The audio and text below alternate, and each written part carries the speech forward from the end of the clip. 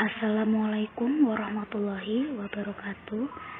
Kami dari kelompok 1 yang beranggotakan Fatihah Izzatul Yusrani dan Ika Yunitasari.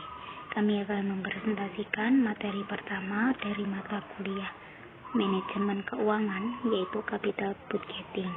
Namun di sini kami menjelaskan presentasi ini secara individu. Baik, kita akan memasuki materi yang pertama, yaitu cash flow estimasi, di mana suatu penilaian usaha investasi yang berdasar pada arus kas setelah pajak, bukan berdasarkan pada laba akuntansi. Estimasi cash flow di sini berguna untuk menaksir kebutuhan dana di masa mendatang dan membantu manajer dalam mengambil keputusan terkait kebijakan finansial suatu perusahaan. Di sini ada 3 bentuk penganggaran modal arus kas, di antaranya initial cash outflow, yaitu pengeluaran kas guna membiayai proyek dalam proses perencanaan, konstruksi, sampai selesainya proyek. Yang kedua, operational cash inflow, yaitu bentuk arus kas masuk yang terjadi ketika proyek investasi dioperasikan. Yang ketiga, yaitu terminal cash inflow, adalah bentuk aliran kas dari nilai sisa proyek yang telah dilakukan. Contoh perhitungan cash flow investasi. Diketahui pendapatan 400 juta, total biaya 200 juta, penyusutan 100 juta, dan pajaknya adalah 50%. Di sini yang ditanyakan adalah cash flow-nya berapa. Di sini kita akan mengetahui dulu mencari laba sebelum pajak atau EBT, yaitu 100 juta. 100 juta ini didapatkan dari pendapatan 400 juta dikurangi total biaya 200 juta dan penyusutannya 100 juta. Jadi laba sebelum pajak yaitu 100 juta. Setelah itu laba setelah pajak, yaitu pajaknya 50%, itu dari laba sebelum pajak yaitu 100 juta dikalikan dengan 50%, jadi hasilnya laba setelah pajak adalah 50 juta. Selanjutnya kita akan mencari cash flow-nya, yaitu laba setelah pajak ditambah dengan penyusutan, yaitu 50 juta ditambah 100 juta, jadi cash flow-nya adalah 150 juta. Selanjutnya ada metode penilaian investasi, di mana metode ini akan digunakan untuk menilai dan menentukan usulan proyek investasi yang perlu diterima atau ditolak. Di sini ada 5 metode penilaian investasi. Yang pertama kita akan membahas tentang metode MIRR, di mana mengasumsikan arus kas dari semua proyek diinvestasikan kembali dengan tingkat pengembalian sebagai IRR proyek. MIR ini digunakan untuk indikator dalam mengetahui profitabilitas perusahaan, di mana rumusnya telah tercantum di PPT, sekaligus ada kriterianya, di mana MIRR jika lebih dari atau sama dengan tingkat pengembalian, maka investasi akan diterima. Jika sebaliknya MIRR kurang dari atau sama dengan tingkat pengembalian, maka investasi akan ditolak. Contoh soalnya yaitu suatu proyek investasi berumur 3 tahun dengan tingkat pengembalian 10% dan investasi awal 6.000 dengan arus kas per tahun, yaitu dalam 1 tahunnya 2.000, tahun kedua 3.000, tahun ketiga 4.000. Di sini ada tambahkan MIRR-nya. Berdasarkan rumus MIRR, CIF sama dengan 2.000 kali 1,10 pangkat 2 plus 3.000 kali 1,10 pangkat 1 plus 4.000 kali 1,10 pangkat 0, dan hasilnya adalah yang seperti di PPT. Berdasarkan rumus MIRR, maka kita akan mendapatkan MIRR sebagai berikut.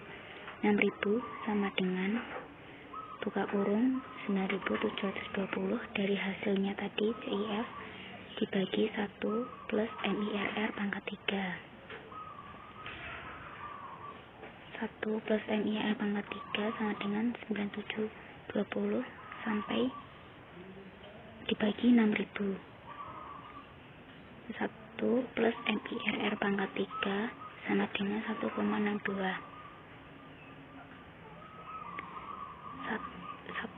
Setelah itu 1 plus MIRR, nah itu pangkatnya semula dari depan itu ditarik ke belakang dan 1,62 nya itu dipangkat. Jadi pangkat 3 dari 1,62 yaitu 1,1745. Setelah itu yang 1 plus MIRR nya itu angka satunya itu diganti pindah rumus jadi dikuranginya 1,1745 dikurangi 1, jadi MIRR nya yaitu 0,1745 atau 17,45%. Selanjutnya ada metode average rate of return, yaitu merupakan perbandingan di antara keuntungan bersih rata-rata tahunan dengan tingkat investasi awal. ARR di sini bertujuan dalam memberikan gambaran keuntungan yang akan didapatkan selama investasi dilakukan, di mana rumusnya yaitu Average accounting profit dibagi dengan initial investment dikalikan 100%. Kita akan memasuki contoh soalnya, yaitu suatu bisnis UMKM roti akan membeli sebuah mesin pemanggang dengan harga 10 juta, di mana pemilik usaha berharap pembelian mesin tersebut mampu memberikan keuntungan sebesar 4 juta per tahun selama 5 tahun ke depannya.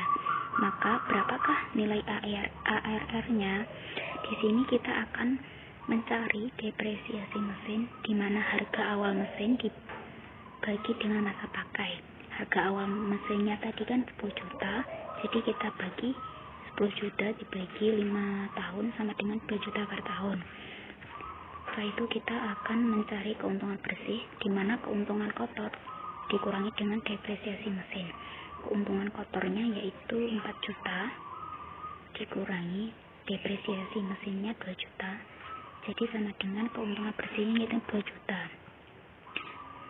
Setelah kita mengetahui semuanya, kita bisa mencari ARR dengan keuntungan bersih dibagi nilai investasi awal dikalikan 100%, yaitu keuntungan bersihnya 2 juta dibagi nilai investasinya awal itu 10 juta dikalikan 100%, jadi 1/5 dikalikan 100% adalah 20%.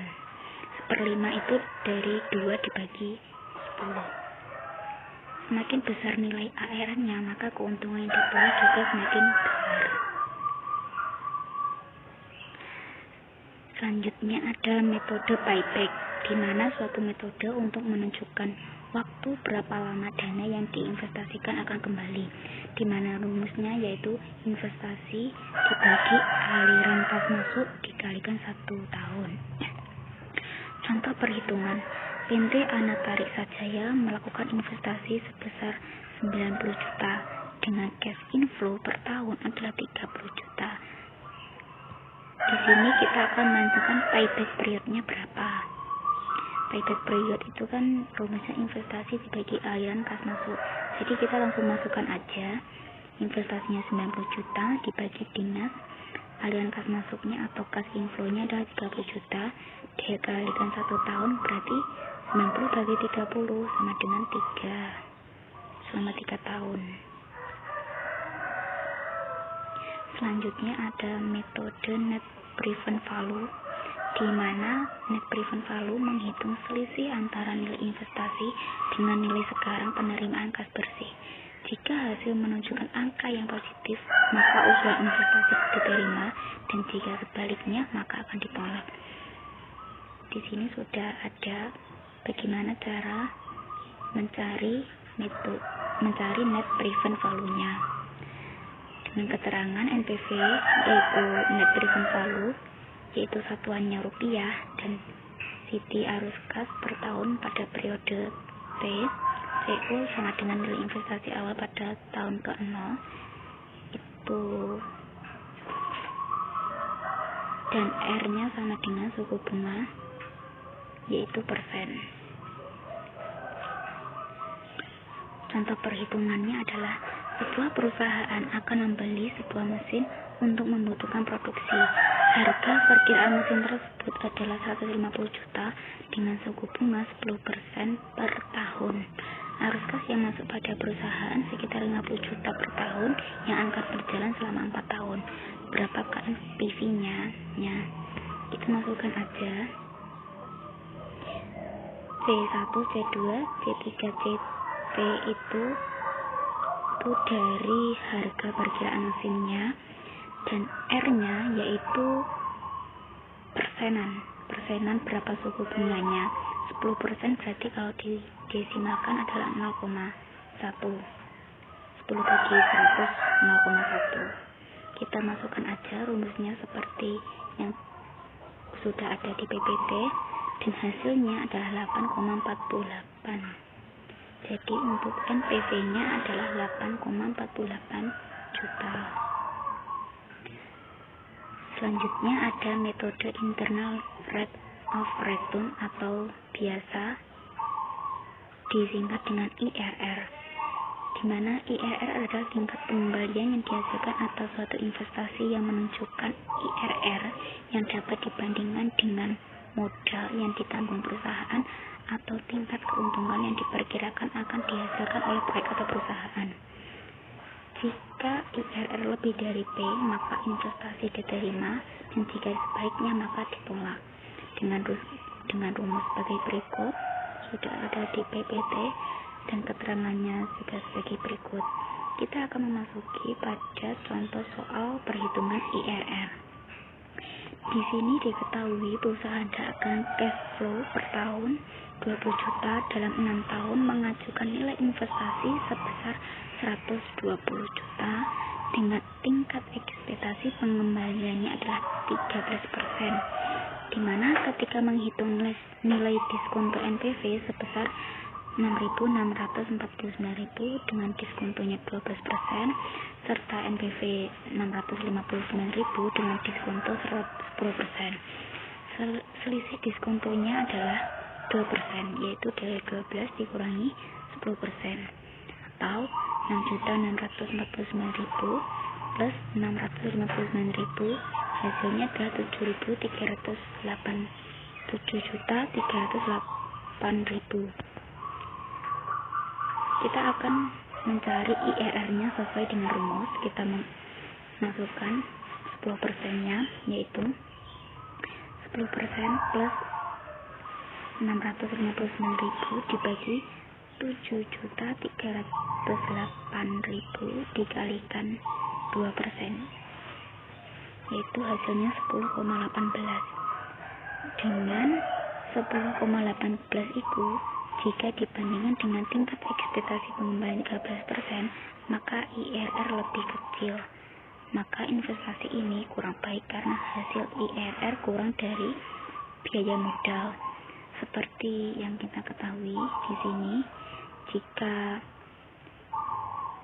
IRR-nya lebih kecil, maka investasi akan ditolak. Selanjutnya ada metode profitability index, di mana metode ini merupakan perbandingan di antara nilai sekarang, yaitu aliran kas masuk di masa mendatang, dengan investasi dengan rumus PI, yaitu profitability index, yaitu nilai aliran kas masuk dibagi dengan nilai investasi.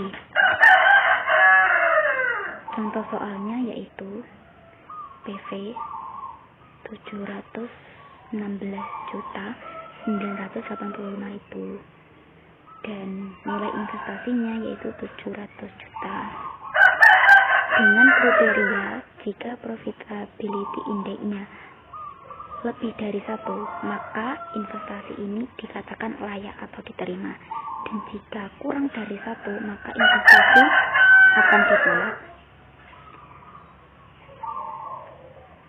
Di sini kita mencari nilai PI-nya seperti yang rumus sudah ada di PPT, yaitu nilai aliran kas masuk yaitu 716.985.000 dibagikan dengan nilai investasi yaitu 700 juta sama dengan 1,0242. Karena profitability indexnya lebih dari 1, maka investasi tersebut bisa dikatakan layak dan diterima. Terima kasih.